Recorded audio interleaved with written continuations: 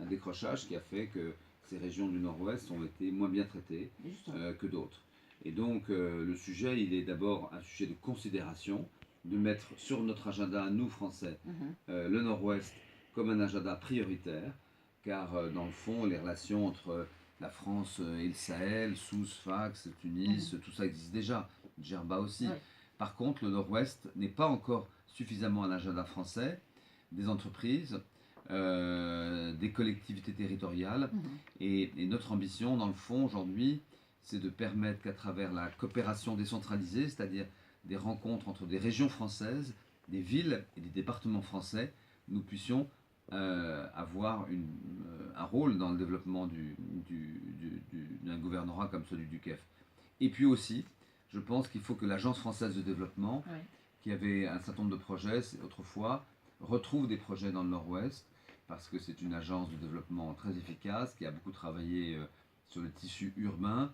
Et je vais donc demander à Gilles Chausse, qui est le directeur général de l'Agence française de développement, de faire les mêmes missions que moi dans quelques semaines pour pouvoir identifier les besoins dans des gros investissements publics-privés. Donc le Nord-Ouest tunisien, il mérite aujourd'hui vraiment qu'on les accompagne dans leur développement. Le Nord-Ouest qui est réputé par son histoire riche, son patrimoine. Donc qu'est-ce que vous allez les promotions, je sais que vous avez fait la promotion des agrumes tunisiens, des dattes.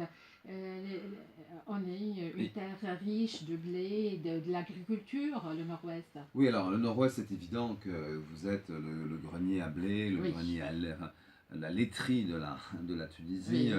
Donc il y a de nombreuses coopérations entre les entreprises françaises. Je pense notamment à ce que fait auprès de Délice, une entreprise française. Je ne sais pas si on a le droit de citer les entreprises à la radio nationale, mais c'est Danone en l'occurrence. Mais moi, je vais faire en sorte que des grands groupes agroalimentaires français qui ont une expérience ancienne, qui ne travaillent pas dans le Nord-Ouest, puissent venir voir s'il y a des opportunités. Donc c'est sûr que le domaine agricole est un domaine évidemment clé ici. Deuxième élément, y compris d'ailleurs pour pouvoir non seulement produire mieux avec une qualité plus grande, je pense notamment à la filière du lait, mais aussi à faire que tout soit transformé ici sur place et pas envoyé à Rhodes ou à Tunis pour que d'autres s'en occupent. Donc créer comme ça des conditions de développement économique. Certainement d'autres domaines comme le tourisme. Je pense que j'ai pu visiter Bula Regia, je vais aller à Douga aujourd'hui. Le tourisme écologique. Le tourisme écologique. Il y a un autre tourisme. Ce tourisme-là a du succès en Europe. Il a du succès parce que c'est une autre vision du tourisme. D'abord, ça fait vivre des familles, ça permet de restaurer le patrimoine. Ça fait vivre et ça fait vivre tout le tissu économique. Et donc, ce tourisme-là, qui est à la mode en Europe, il est important de pouvoir dire, je le dis à mes compatriotes français qui venaient nombreux en Tunisie, je leur dis, venez au Nord-Ouest parce que vous allez faire une expérience unique, merveilleuse. D'abord, la sécurité est assurée, il faut le dire, c'est très important pour rassurer tout le monde. La sécurité a été assurée de manière exemplaire depuis maintenant 2 ans dans ces régions, avec un gros travail des forces de police et de défense, de sécurité et de défense. Donc vous pouvez en toute quiétude découvrir des pans entiers de l'histoire romaine, de l'histoire des anciens, et puis visitant des sites historiques, découvrant des villes formidables, merveilleuses comme Béja ou comme le Kef, où j'ai passé une nuit merveilleuse, enfin une soirée d'abord, et puis le reste de la nuit à l'occasion de Sika Jazz. Là, vous avez vraiment, à partir de Tunis... Vous avez profité de Sika Jazz, c'est bien. Je couchais assez tard d'ailleurs. Mais donc, voilà, à 1h30 maintenant de Tunis, avec un autoroute qui conduit à Djendouba. Là, justement, le tourisme, c'est pas la continuité entre Tunis et Kef, en espérant au futur que ça va être. Oui, je pense que c'est vraiment une opportunité parce que il y a des choses merveilleuses à découvrir et en effet, c'est un autre tourisme. Alors, ça n'est qu'une réponse, il en faut d'autres et pour ça, je pense que faire venir des régions françaises qui pourraient signer des accords de coopération avec soit le Kef, soit Djendouba, soit Béja, permettrait d'échanges d'expériences. Il y a de nombreuses régions françaises qui sont un peu enclavées.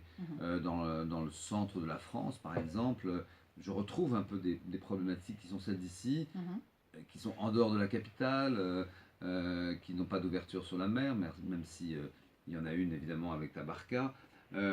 Et donc les échanges d'expériences, y compris d'ailleurs dans la préparation des élections municipales qui vont avoir lieu en novembre ou en décembre 2016 et qui permettrait 17 et qui permettrait évidemment à des élus et de se rencontrer et d'échanger. D'accord, merci. Donc, merci pour votre passage ici parmi nous à la radio du CEF.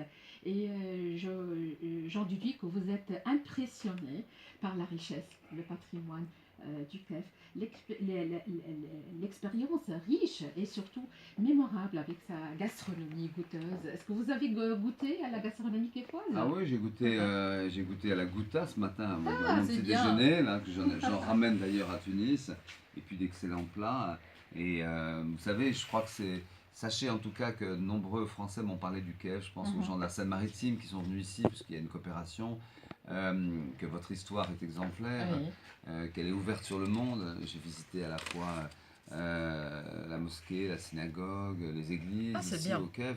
C'est le patrimoine, c'est très important. C'est l'histoire de... Et puis vous êtes aussi, je crois, sur le plan culturel, un des endroits les plus originaux, les plus audacieux, que ce soit évidemment le Sika Jazz ou d'autres festivals qui sont vraiment formidables et qui font envie et qui me font venir et qui me feront revenir régulièrement chez vous. Donc, vous êtes le bienvenu. Merci, madame.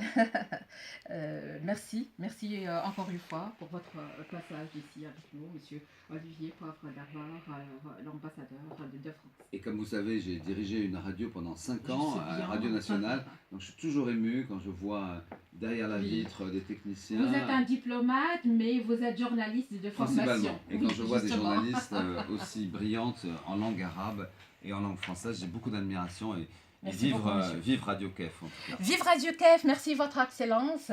Bonne journée. Bonne journée à vous. Merci bien.